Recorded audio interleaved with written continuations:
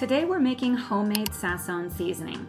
If you're like me, you probably like making Spanish dishes, but you don't want to use red 40. I definitely don't. So we're gonna make a homemade Sazon that is still, let me take a smell, friends.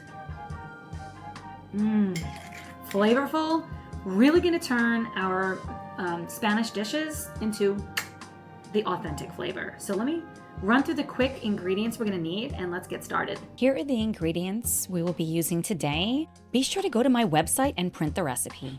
Okay, so simply gonna grind it up.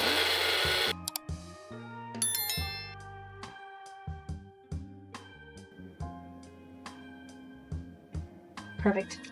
It's just that easy. I'm gonna put this in a spice container and then we have our homemade Sazon.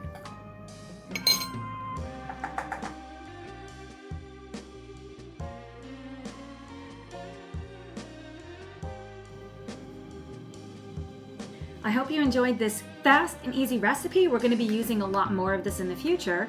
Thanks so much for spending time with me today, and I will see you very soon. Bye, friends.